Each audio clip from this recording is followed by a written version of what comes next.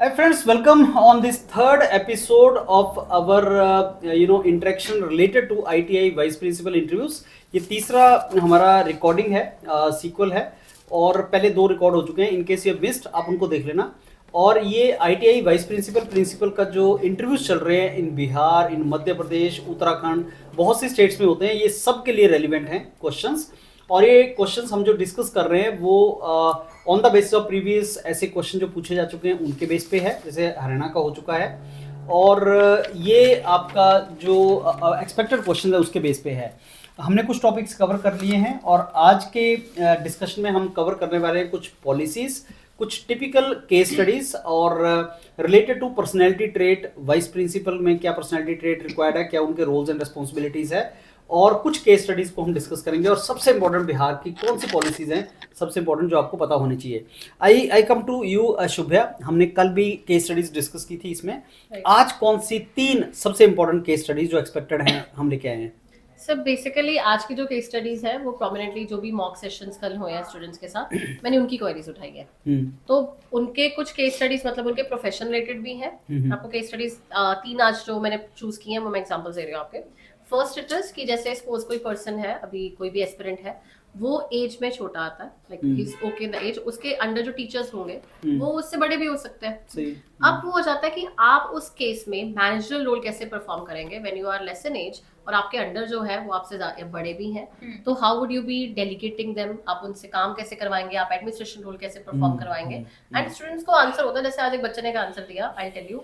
और वो आप देखेंगे कि बच्चा क्या सोच रहा है. बच्चा बोल रहा है मैम कि मेरी पोस्ट ही बड़ी है तो उनको मेरी बात माननी पड़ेगी. तो आपको लगता है कि अगर ये जस्टिफिकेशन वो बच्चा देगा कि मैम मेरी पोस्ट है, मेरी तो इससे एज से तो कुछ नहीं होता है कि मैं चाहे 29 साल की हूँ बट मेरी पोस्ट बड़ी आती है तो मेरे बात मानेंगे, नहीं मानेंगे तो मैं उनको वो क्या नाम है कुछ ना कुछ इश्यू कर दूंगी. ये आपका एटीट्यूड शो कर रहा है. और ये क्वेश्चंस भी जो सिचुएशनल क्वेश्चन है ना, बेसिकली अगर आप देखेंगे एटीट्यूडनल स्टडी होता है आपके कि आप कितने ऑप्टिमिस्टिक हैं, आप कैसे उनको करते हैं कि रेगुलेशन आप अपने हाथ में ले रहे हैं या छोड़ रहे हैं. तो ये एज वाइज वाला क्वेश्चन बहुत इंपॉर्टेंट है और बहुत पे ये जाएगा.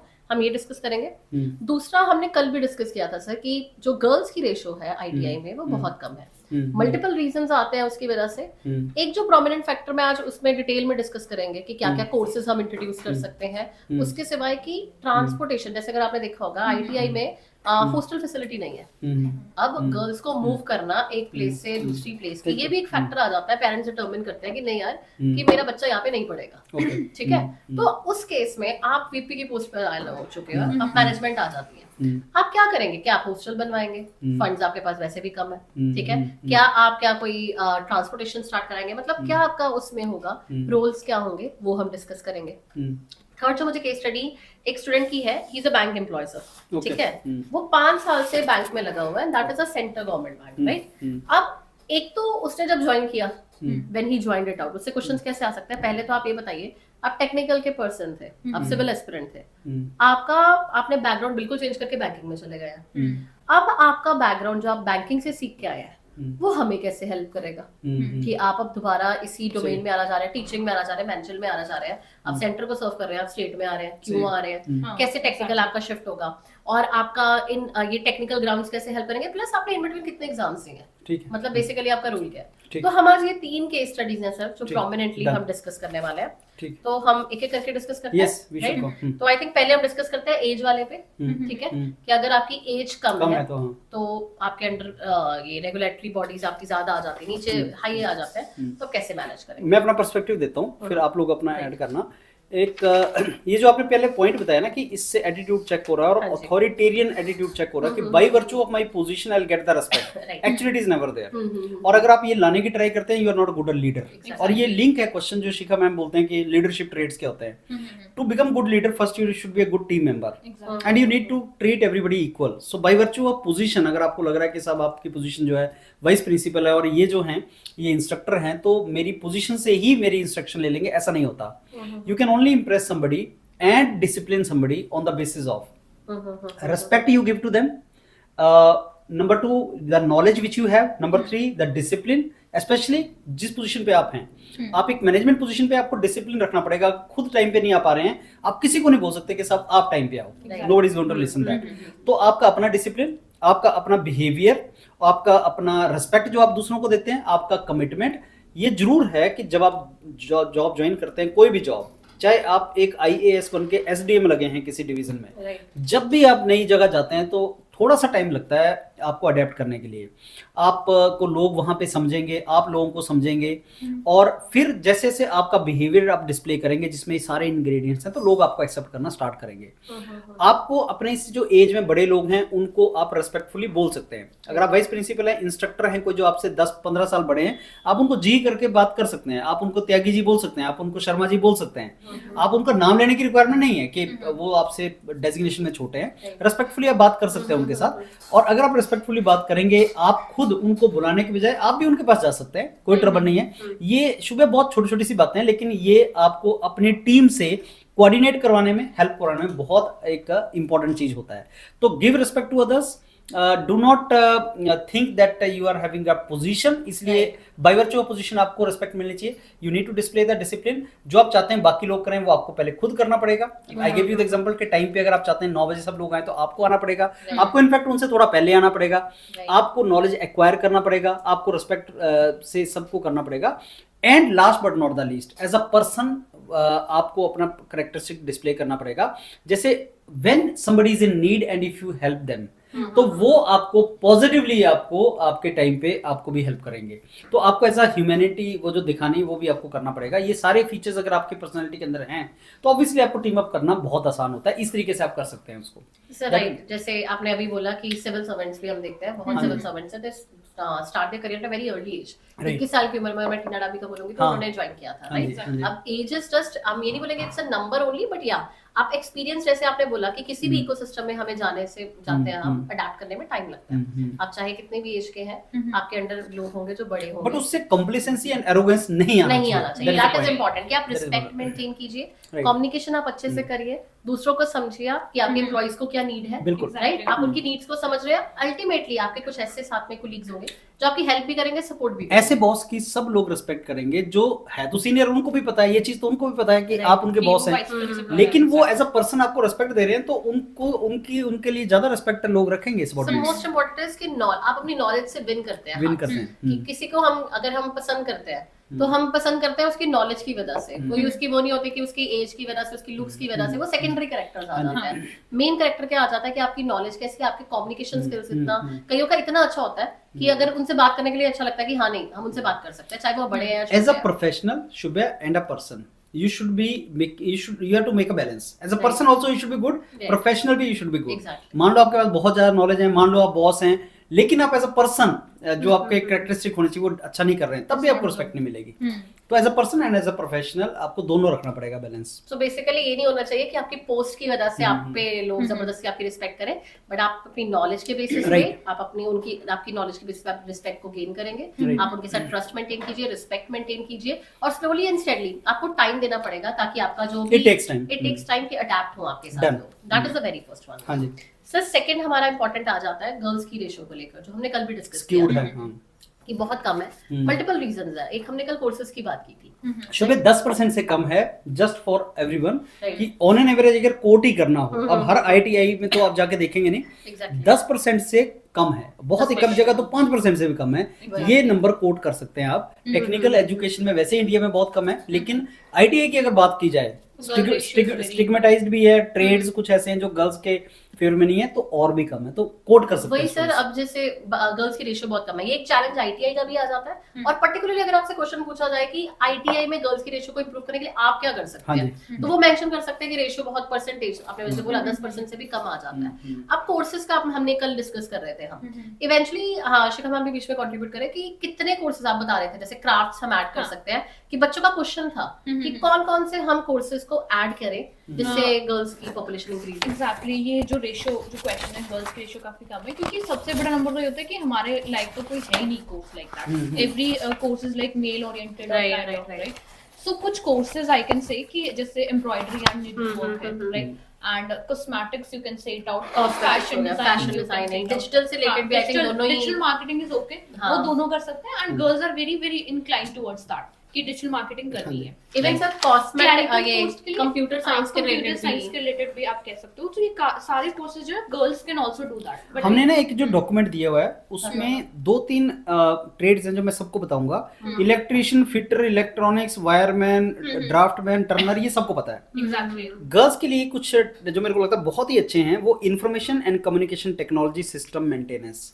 वो बिहार का ही हमने देखा था कि उनके आईटीआई में चीजें हैं। इंटरनेट ऑफ थिंग्स में सेंसर ये वो सब आ जाता है, नई इमर्जिंग टेक्नोलॉजी है जो उससे रिलेटेड आपके लिए बहुत एक हेल्पफुल हो सकता है। कुछ ऐसे हैं जैसे इंस्ट्रूमेंट मैकेनिक में भी आपको कुछ इंस्ट्रूमेंट से डील करना है जो इलेक्ट्रिक व्हीकल में आजकल यूज होने वाली चीजें हैं, जिसमें आप सोच सकते हैं कि वो चीज किया जाए।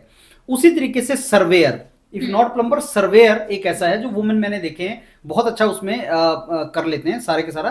ये मैं वो बता रहा हूँ जो इंजीनियरिंग से रिलेटेड है। नॉन इंजीनियरिंग जो आप बता रही हैं वो तो है ही, वो तो वुमेन के लिए है ही। लेकिन मान लो हमें इंजीनियरिंग में भी क्यों ऐसा बोलना है कि साहब ये नहीं है, क्योंकि आज मैं एक जिनसे डिस्कस कर रहा था, she was automobile engineer, she is trying to join this particular job, तो ऑटोमोबाइल इंजीनियरिंग भी किया हुआ है। तो ये कुछ ऐसे कोर्सेज हैं जैसे प्लास्टिक प्रोसेसिंग ऑपरेटर है, जैसे प्लास्टिक की एक आपने बॉटल्स देखी हुई हैं, प्लास्टिक के ग्लास देखे हुए हैं, वो एक छोटी सी मशीन आती है, इंजेक्शन मोल्डिंग आता है, उसको घर में लगाया जा सकता है और उसके बेस पे आप प्लास्टिक का अपना प्रोडक्ट बना के बेच सकते हैं।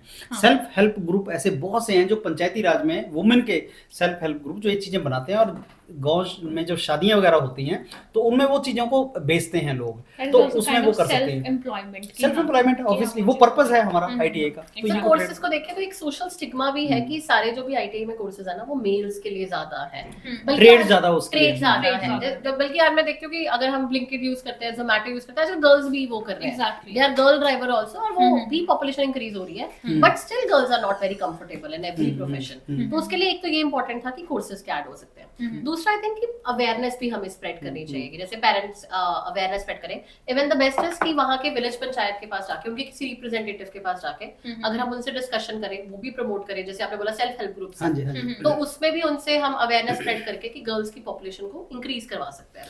एक देखो बहुत हम लोग जानते हैं पंचायती राज इंस्टीट्यूट जो इंडिया में वो 3rd टियर है डेमोक्रेसी का, पॉलिटिकल डेमोक्रेसी का, और वो डायरेक्ट डेमोक्रेसी है, और ये कॉन्स्टिट्यूशनल इंस्टीट्यूशंस हैं, मतलब कॉन्स्टिट्यूशनल स्टेटस इनको मिला हुआ।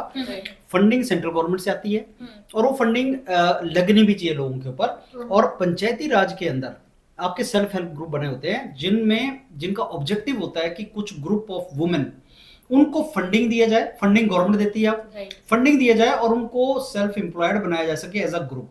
क्योंकि एंटरप्रेन्योर अगर आप अकेले जा रहे हो तो रिस्क हो सकता है, लेकिन अगर आप ग्रुप में जा रहे हो रिस्क हेजिमनी होता है उसमें, तो आप वो चीज बना के आप उसको बेच सकते हो और बन सकते हो। अब आप सोचो, आप आईटीआई के प्रिंसिपल वाइस प्रिंसिपल हो, जिसका मेन ऑब्जेक्टिव है कि आपकी स्किल एनहांस की जाए। यहाँ आप कोलैबोरेट करते हो, और एज अ वाइस प्रिंसिपल आपका एक बहुत इंपॉर्टेंट रोल है कोलैबोरेट करना इंडस्ट्रीज के साथ भी। Why not Panchayati Raj institute also. एक तरफ पंचायती राज इंस्टीट्यूट आ गया, एक तरफ इंडस्ट्रीज आ गई, और आपने पंचायती राज में जो सेल्फ हेल्प ग्रुप ऑलरेडी चल रहा है, you can expose your women candidates, students to that self help group, and they can learn many things from them कि मेरे को ये चीज हम सीखें। तो लिंक सा बन जाता है शुभ उसमें। और sir third related to transportation जो हम डिस्कस कर रहे थे, जो बच्चे ने क्वेरी भी उठाई थी कि ट्रांसपोर्टेशन फैसिलिटी है नहीं। अब तो पर्सन हैज अ माइंड कि फंड्स, तो वैसे भी आपने बहुत एजुकेशनल इंस्टीट्यूशन देखते हैं कि फंड्स की कम होती है, आप बोल सकते हैं कि प्रॉब्लम आती है, तो they want to ask it कि हॉस्टल बनाना चाहिए या फिर कि ट्रांसपोर्टेशन के लिए मोड कुछ ऐसा यूज करना चाहिए। तो what you suggest? Basically I suggest कि transportation mode is much preferable, क्योंकि अगर 10-15 किलोमीटर की रेंज में है। अगर हम नंबर देखेंगे ना, अगर मैं कोई स्टेट लूं, बिहार स्टेट लूं, तो टिपिकली नंबर ये होता है कि गवर्नमेंट आईटीआई का मैं बात करूं, प्राइवेट को अलग छोड़ दो, प्राइवेट का नंबर गवर्नमेंट से 5 टाइम ज्यादा है। तो गवर्नमेंट आईटीआई की अगर मैं बात करूं तो टिपिकली एक डिस्ट्रिक्ट में 3 से 4 आपको आईटीआई मिल जाएंगे। दैट मींस आप जहां पे भी आपका घर है उससे 15 किलोमीटर के अंदर आपको एक आईटीआई मिल रहा है। मतलब there is a very high probability कि आप घर से ही आईटीआई जाते हैं। और ऐसा हॉस्टल फैसिलिटी क्रिएट तो कर दो, इनिशियल इन्वेस्टमेंट, नंबर 2 उसका मेंटेनेंस, उसका रखरखाव, और उसके लिए कई और एम्प्लॉइज को हायर करना अपने आप में एक चैलेंज हो सकता है। और मेरे को नहीं लगता है कि इतना इन्वेस्टमेंट वहां पे हो पाएगा या करने की रिक्वायरमेंट भी है, क्योंकि आप ट्रेवल कर सकते हो 15 किलोमीटर, और कोई बहुत लंबा चौड़ा इसमें टाइम वो नहीं है। एकेडमिक इंस्टीट्यूट है, ये ट्रेनिंग इंस्टीट्यूट है, तो उसमें जो टाइमिंग्स होंगे 9 to 5 हो सकते हैं, बच्चे जल्दी फ्री हो जाते हैं। तो उसमें आप अगर जाएंगे भी तो 1 घंटे का ट्रैवल मैक्सिमम हो सकता है आपको। और मेरे को नहीं लगता कि hostel is a viable option, but transportation has to be safe specially for girl candidates. Exactly, safety is something जो हमें लुक इन करना तो आई थिंक सेफ्टी एक पॉइंट भी हो सकता है कि जब वो girls why they are not joining कि दे आर वेरी, उसका एक रीजन है, वो एक रीजन है दैट कैन लाइक। एक और चीज जो स्क्यूड का है शुभ्या, जैसे एमिनिटीज। नाउ स्वच्छ भारत अभियान हम लोगों ने सब देखा, गवर्नमेंट का इनिशिएटिव है, गवर्नमेंट ने इंफ्रास्ट्रक्चर बनाया भी है, लेकिन वॉशरूम्स हुए या वुमेन के लिए जो फैसिलिटीज आपको रिक्वायर्ड है, गर्ल कैंडिडेट्स के लिए रिक्वायर्ड हैं, they should be properly maintained. Create government obviously has given funds and as per my understanding Panchayati Raj ने वो सब जगह लगवा दिया है, लेकिन उनका प्रॉपर मेंटेनेंस और उनका प्रॉपर ये करना बहुत ज्यादा इंपॉर्टेंट है। सर वही आता है ना, जैसे एक गुड लीडर की हम क्वालिटीज देखते हैं, तो इंफ्रा तो इसको मेंटेन करना ही करना है, जैसे लैब फैसिलिटीज होगी या कुछ भी कोर्सेज की हम बात कर रहे हैं। सेकंड बहुत इंपॉर्टेंट है आजकल के एनवायरनमेंट को देखे कि हेल्दी और safe environment for both employees for the students, दोनों चीजें आएंगी। और अगर आप ये चीज करते हो तो एम्प्लॉय शुड बी मोटिवेटेड, वो भी काम करेगा अच्छे से। और आप देखो कई जगह आपको दिखेगा एजुकेशनल इंस्टीट्यूट में कि टॉयलेट्स बने हुए हैं, 5-6 लाइन में बने हुए हैं, सब पे ताले लगे हुए हैं, वर्किंग आवर्स में लॉक्ड हैं वो सब। लॉक्ड है, वो कभी यूज नहीं हुए तो वो आपके मेंटेन नहीं होंगे, आप उनको यूज नहीं कर पाएंगे। तो बनवा तो गवर्नमेंट ने दिए हैं स्कीम में, लेकिन रख रखाव जो सब आपका काम है, वो वाइस प्रिंसिपल और प्रिंसिपल साहब को वो देखना पड़ेगा कि वो यूज हो भी रहे कि नहीं है, उसमें पानी है नहीं है। ये चीजें आपको इंस्टीट्यूट के अंदर जब तक आप ये एमिनिटीज नहीं क्रिएट करेंगे, तब तक अगर आप सब समझते हैं कि गर्ल्स का जो नंबर स्क्यूड नंबर है वो बराबर, उसको लाने के लिए सब चीजों को सेफ्टी इंपॉर्टेंट है, बेसिक कम्युनिटीज इंपॉर्टेंट है, हाइजीन इंपॉर्टेंट है, अदर देन ट्रेनिंग और वो सब के अलावा ये चीजें आपको बहुत ज्यादा इंपॉर्टेंट है। Right, it is basically understanding the perspective of the girls कि वो भी क्या रिक्वायरमेंट्स है, क्या है, और उसको फुलफिल का डिजायर करना चाहिए। सो थर्ड जो केस स्टडी है that is related to a student only, but I wish कि जैसे भी कोई बच्चा वीडियो देखता है वो अपनी भी केस स्टडी पॉप अप कर सकता है ग्रुप में, कमेंट्स में वो बता सकता है कि उनको क्या रिक्वायरमेंट है, कोई बैकग्राउंड उनका है। जैसे आज मैं थर्ड केस स्टडी ले रही हूँ, एक पर्सन है जो बैंक एम्प्लॉय है, he is working in central government bank for last 5 years। अब पहले तो उसको क्वेश्चन पूछ सकते हैं कि भाई why did you shift, technical background से थे आप बैंकिंग में क्यों गए? According to me financial stability का वो था, साथ साथ में वो प्रिपरेशन कर रहा था, and that was the very first thing. Second question आ गया उसके लिए, सपोज कि हम उसको अगर हम खुद डिसाइड करते हैं उसके लिए क्या क्या क्वेश्चन है। सेकंड आ जाता है कि आप अब 5 साल बाद क्यों वापस टेक्निक इस डोमेन में एंटर करना चाहते हैं, और इन बिटवीन आपने कितने एग्जाम्स दिए, मतलब आपका अल्टीमेट गोल क्या है कि आप क्या करना चाहते हैं। आप सेंटर को सर्व कर रहे हैं, आप स्टेट के लिए आ रहे हैं, कल को और अपॉर्चुनिटी मिलेगी तो आप तो फिर चले जाएंगे, तो क्यों हायर करें वो पर्सन। और इसमें एक और क्वेश्चन ये होता है कि आपको 5-6 साल हो गए बैंक में, आपने वहां जितना एफर्ट किया, जो नॉलेज गेन किया, उसका यहाँ पे क्या फायदा होगा आपको एज अ वाइस प्रिंसिपल, ये इससे लिंक्ड है। अब इसका बेस्ट अगर मेरे को आंसर करना शुभ है, तो इसका बेस्ट आंसर मैं ये करूंगा कि सर बैंक में मैंने जॉब ज्वाइन की because I was, as you said, I was in need of a job. Right, हर किसी को जॉब करनी भी चाहिए और नीड होती भी है, तो जो तैयारी करेगा, कई तो ऐसे होते हैं जैसे फ्रेंड्स ने तैयारी स्टार्ट किया, तो इंडिया में आधे लोग तो ऐसे कि आप मेरे फ्रेंड्स आपने स्टार्ट किया तो मैं भी यूपीएससी की तैयारी में लग गया। ये रियलाइज करते करते कि साहब ये मेरा it's not my cup of T, this is not my, उसमें टाइम लग जाता है। बट जब आपको ये रियलाइज हो गया कि आप इसके लिए नहीं बने, चाहे जॉब बहुत अच्छी है, आप इसके लिए नहीं बने हैं, तो 2 रास्ते निकलते हैं। एक तो आप उसी में चले रहे, दूसरा आप उस रास्ते को ढूंढना स्टार्ट करते हैं जिसमें आपका इंटरेस्ट है और जिसमें आप अपना 100% दे सकते हैं। तो दूसरा रास्ता सही है कि मैं बैंक में मैनेजर रहा सर, मैंने अपना बेस्ट दिया है, जिस भी जॉब में जाओ उसमें बेस्ट दो, क्योंकि सैलरी ले रहे हो तुम, मैंने अपना बेस्ट दिया और मेरे को बहुत कुछ सीखने को मिला। There is no need to criticize the job which has fed you, जिसने आपको खिलाया है उसको क्रिटिसाइज नहीं करना है। बैंक में मैं रहा, मैंने क्या सीखा? कोलैबोरेशन सीखा। बैंक से ज्यादा पब्लिक डीलिंग कहीं नहीं होती। कई बार आपको प्रेशर में प्रोजेक्ट कंप्लीट करने पड़ते हैं, जैसे फाइनेंशियल ईयर खत्म होता है बहुत ज्यादा प्रेशर होता है, आप उस प्रेशर में काम करके अगर आएंगे तो किसी भी जॉब में फिट होंगे।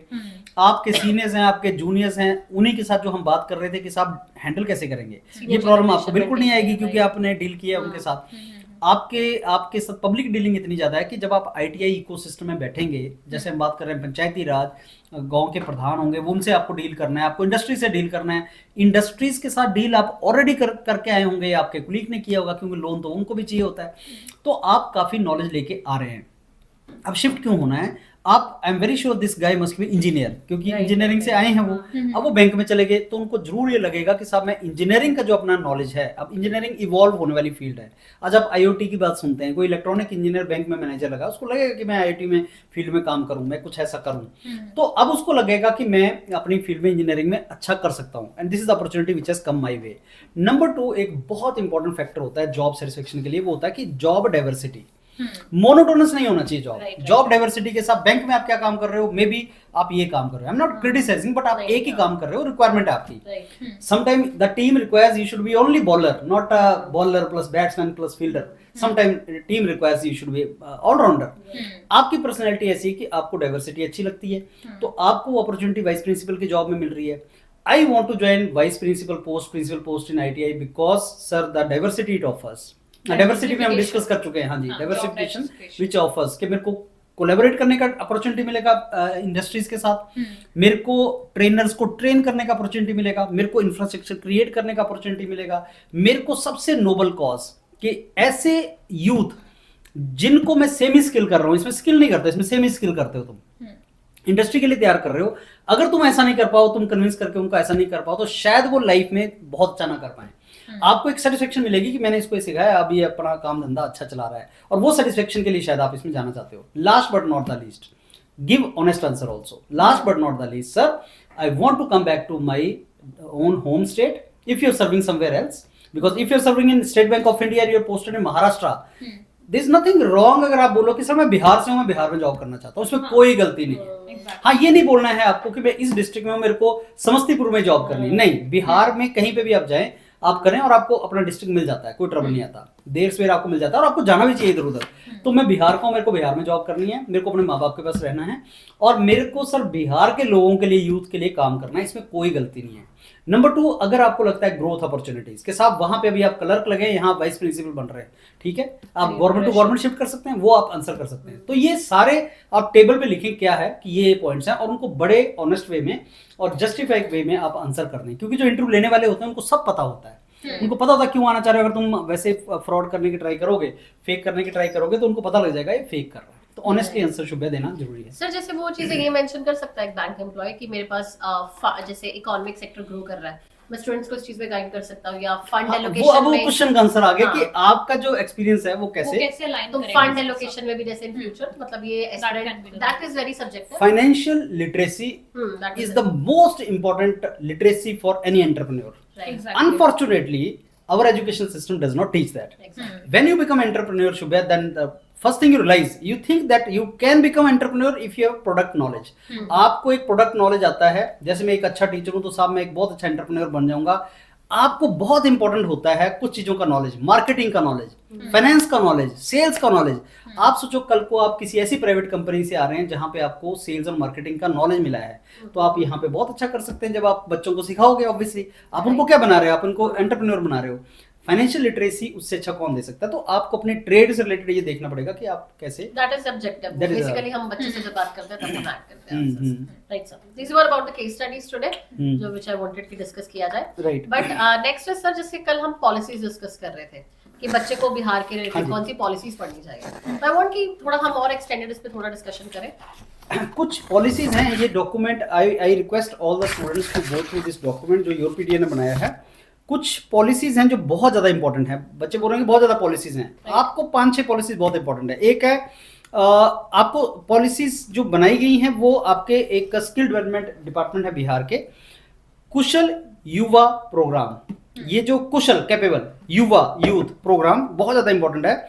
बिहार स्किल डेवलपमेंट मिशन, इसके बारे में जरूर पढ़ लेना। बिहार स्किल डेवलपमेंट मिशन जो है वो आपका, उसने 7 निश्चय स्कीम्स बनाई हैं, 7 स्कीम्स है बिहार की, उसमें एक कुशल युवा जो आपके आईटीआई से रिलेटेड बहुत ज़्यादा इंपॉर्टेंट है वो, और वो एम्प्लॉयबिलिटी स्किल बढ़ाता है एस्पिरेंट का। तो एक ये स्कीम आपको करनी है जो बहुत ज़्यादा इंपॉर्टेंट है। उसके साथ एक और स्कीम है, बिहार स्किल डेवलपमेंट मिशन में 2 स्कीम्स हैं, एक कुशल युवा प्रोग्राम, एक है RTD scheme, recruit train deploy, RTD scheme. इसको पढ़ के जाना इंपॉर्टेंट है, आरटीडी स्कीम। और उसके साथ साथ आपको ये जो ऑर्गेनाइजेशनल स्ट्रक्चर है बिहार स्किल डेवलपमेंट का, इसको आपने गो थ्रू करना है। बिहार स्किल डेवलपमेंट मिशन, इसके विजन क्या है, रोल्स रिस्पॉन्सिबिलिटीज क्या है, इनको आप प्लीज गो थ्रू करके जाना। ये भी पूछा जा सकता है कि जो आपके बिहार स्किल डेवलपमेंट के जो मिशन के मिशन डायरेक्टर हैं वो कौन है।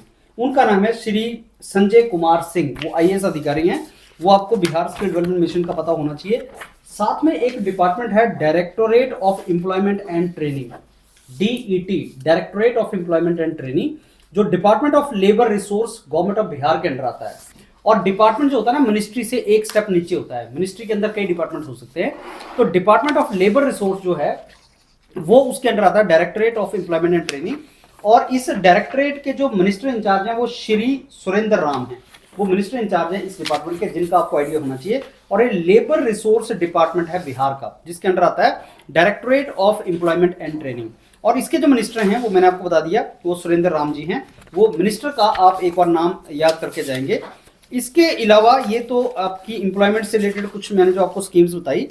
इसके अलावा फ्रेंड्स कुछ और स्कीम्स हैं जो बहुत ही ज़्यादा इंपॉर्टेंट हैं। वो है आपकी Bihar startup policy. Bihar startup policy में 10 लाख रुपए मिलता है। ये 2022 में आई थी बिहार स्टार्टअप पॉलिसी, इसको पढ़ के जाना है आपने। इसके साथ आपने कन्या उत्थान योजना वुमेन के लिए जो स्कीम है, इंटर्नशिप प्रोग्राम फॉर वुमेन, ये भी आपको आइडिया होना चाहिए। महिला उद्यमी योजना, ये उद्यमी योजना का महिला वाला कंपोनेंट है जो लेडीज को एंटरप्रेन्योरशिप की तरफ प्रमोट करता है। और इसमें 10 लाख रुपया तक का असिस्टेंस मिलता है अगर आपने एंटरप्रेन्योर बनना है। आपको इसके बारे में पढ़ के जाना चाहिए। तो ये कुछ स्कीम्स हैं जो मेरे को लगता है आपको बिहार के लिए प्रिपेयर करनी चाहिए। ओके, सो शुभम मैम, मेरे को आपसे एक क्वेश्चन है कि जैसे कि अब हम इतना लाइक डिफरेंट बैकग्राउंड के लोगों की बात कर रहे थे, तो वाइस प्रिंसिपल के बच्चों को ना रोल्स एंड रिस्पांसिबिलिटी क्लियर नहीं होते हैं, because I am very confuse कि प्रिंसिपल का रोल क्या है, उनका roles and vice responsibility principal का क्या है। सो वो मैं आपसे जानना चाहती हूँ कि what can be the roles and responsibility related to vice principal. अभी एज मेंशन बाय सर कि डॉक्यूमेंटेशन में हमने बहुत सारे डिटेल्ड इसको डायमेंशंस में हमने एक्सप्लेन किया है। बट ब्रीफली अगर मैं बोलूंगी, सबसे इसको हम कुछ 4-5 डायमेंशंस में डिवाइड कर सकते हैं। द वेरी फर्स्ट इज, अगर आप एक वाइस प्रिंसिपल है, very we started it out कि आपके अंडर कुछ टीचर्स आते हैं। पहले होता है कि रेगुलर उनको ट्रेनिंग दी जाए, उनकी ट्रेनिंग, उनकी मॉनिटरिंग वो करना एक सबसे इंपॉर्टेंट एस्पेक्ट होता है। तो that is to train your staff members.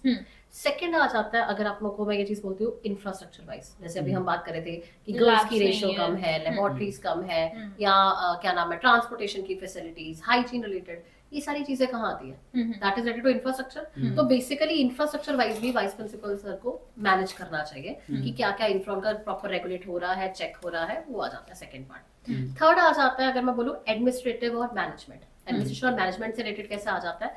जैसे आप सपोज करो कि जो भी डे टू डे एक्टिविटीज होती हैं, मेरे कॉलेज में क्या क्या रिसोर्सेज है इस टाइम पे, मुझे क्या रिसोर्सेज की रिक्वायरमेंट है, स्टाफ की क्वालिटी क्या है, और सबसे इंपॉर्टेंट पीआर रिलेशंस मेंटेन करना। आईटीआई ये नहीं है कि एक आईटीआई जो है दूसरे आईटीआई के साथ उसको कुछ पता नहीं है, या कैसे करिकुलम को मैच करना है। तो proper day to day activities को रेगुलेट करना, ये सारा उसके मैनेजमेंट रिलेटेड वर्क आ जाता है, जो भी बहुत इंपॉर्टेंट आ जाते हैं।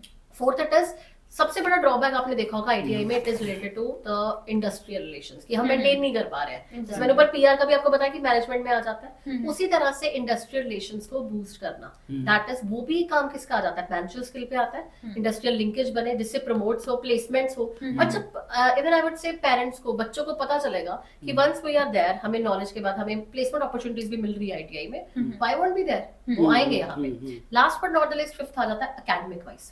एकेडमिक में है कि क्या जो मेरे अंदर नीचे इंस्ट्रक्टर्स काम कर रहे हैं वो प्रॉपर अपनी क्लासेस ले रहे हैं, करिकुलम मेंटेन हो रहा है, क्वालिटी ट्रेनिंग हो रही है। तो एकेडमिक रिलेटेड सारा इंपॉर्टेंट है, जिसमें होलिस्टिक डेवलपमेंट को हम फोकस कर रहे हैं। सिर्फ ये नहीं कि एक पार्ट हम कर रहे हैं और हम इंस्ट्रक्टर्स को चेक नहीं कर रहे हैं। प्लस असिस्टिंग द प्रिंसिपल, बहुत इंपॉर्टेंट चीज है कि जो प्रिंसिपल सर है, हमसे ऊपर वाली पोजीशन पे भी है, उनके कोलैबोरेशन के साथ हम एक्टिविटीज को मेंटेन करें। तो these are the most important 5 जो मैं बोलूंगी। बाकी आपको हाँ डॉक्यूमेंटेशन चेक करना चाहिए, जिसमें मैंने डिटेल में आप देख सकते हैं कि हमने थोड़ा थोड़ा उसको एक्सप्लेन किया है, राइट। बट बेसिकली एकेडमिक हो गया, ट्रेनिंग हो गया, इंफ्रास्ट्रक्चर हो गया, एडमिनिस्ट्रेटिव एंड मैनेजमेंट हो गया, last but not the least it is related to placement वाला आ जाता है। ये 5 रूल्स इंपॉर्टेंट है। इसी रूल्स को देखते हुए एक क्वेश्चन जो बच्चों की क्वेरी आती है, दैट इज कि क्या ऐसे पर्सनालिटी ट्रेट्स हैं जो एक वाइस प्रिंसिपल की पोजीशन के लिए बहुत इंपॉर्टेंट है। और कई बार पूछा भी जाता है कि आप में वो रोल्स एंड Strength आपकी स्ट्रेंथ और वीकनेस पे वो चेक ही ये करना चाहते हैं। तो आपके अकॉर्डिंग कि आप इस आंसर में कंट्रीब्यूट कीजिए। हाँ मैम, सो बेसिकली इस क्वेश्चन का आंसर ये है कि स्ट्रेंथ और वीकनेस को मेरे अकॉर्डिंग 60-40 रेशियो हम देखते हैं। 60% रिलेटेड टू द प्रोफेशन जिसमें आप जा रहे हैं and 40% related to the general strength and weaknesses that is related to your personality. But over and out it is checking out your personality. वो आपकी पर्सनालिटी को चेक कर रहा है कि आप वाइस प्रिंसिपल बनने जा रहे हैं तो आपके अंदर ऐसा क्या है जो आप उसको लाइक कंट्रीब्यूट करोगे। First of all is leadership and management. जो बच्चे काफी हैवी वर्ड यूज करते हैं कि मेरे अंदर बहुत अच्छी लीडरशिप क्वालिटी है, वो वहां चेक होती है जब आप उस चीज को जस्टिफाई करते हैं। But how you can say that you are good leader, you need to be know कि you need to be disciplined, punctual, आपका जो सोशलाइज बिहेवियर है वो भी वहां पे चेक होता है एंड आपके एडमिनिस्ट्रेटिव जो स्किल्स हैं that is also going to be check. आप इस स्ट्रेंथ को और इस पर्सनल जो आपकी पर्सनालिटी है इनको अलाइन कर सकते हो। नंबर सेकंड आई वुड से इंटरपर्सनल स्किल्स और आपकी कम्युनिकेशन। एज मैम आप कई बार बोलते हो कि आर्टिस्टिक एक्सप्रेशन आपके अच्छे नहीं है, that is kind of your weakness and you are not a good communicator. आपको कम्युनिकेशन ही नहीं आ रही है, चाहे आप हिंदी, इंग्लिश, जो भी आपकी लैंग्वेज है, बट आपकी कम्युनिकेशन स्किल इस तरीके से होनी चाहिए कि वो काफी इन्फ्लुएंस हो। एक स्पीकर का काम होता है ऑडियंस को रोक के रखना काइंड ऑफ।